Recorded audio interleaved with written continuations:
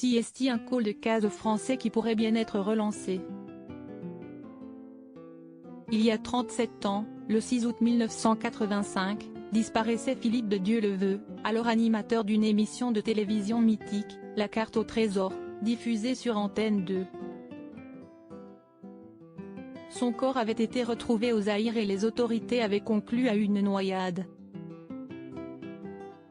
Son neveu, Alexis, ainsi que sa famille, demandent au parquet de Paris de rouvrir l'enquête car, selon eux, de nouveaux éléments ont été apportés au dossier. Je souhaite que la thèse de la noyade soit démentie, et que l'État français reconnaisse qu'il y a bien eu une bavure militaire, déclare Alexis de Dieuleveux dans Le Parisien, lui-même auteur de Noyade d'État, la mort de Philippe de Dieuleveux, édition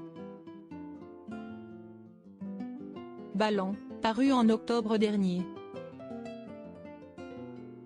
Selon le neveu de Philippe de Dieuleveux, il s'agirait d'un meurtre maquillé par l'armée zaïroise et couvert par la France.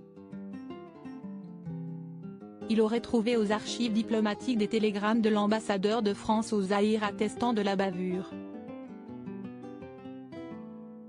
Alexis de Dieuleveux évoque également le fait que son oncle ait été un officier de la DGSE.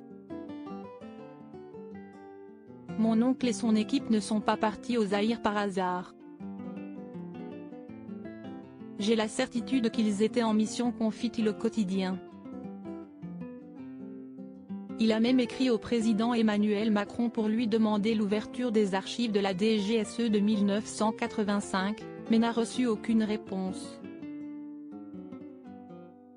Alexis de Dieuleveux, aidé par un ministre. Alexis de Dieuleveux est aidé dans son entreprise par un autre homme politique très important, Roland Dumas. Le ministre des Affaires étrangères de l'époque, avait toujours été partisan de la thèse de la noyade. Lorsqu'il a lu le livre d'Alexis de Dieuleveux, il aurait changé d'avis et reconnu la présence d'hommes armés au bord du fleuve qui auraient pu être à l'origine du meurtre de Philippe de Dieuleveux et des 6 hommes qui étaient avec lui. Aujourd'hui, l'ancien ministre a même écrit à Emmanuel Macron pour qu'il examine à nouveau l'affaire.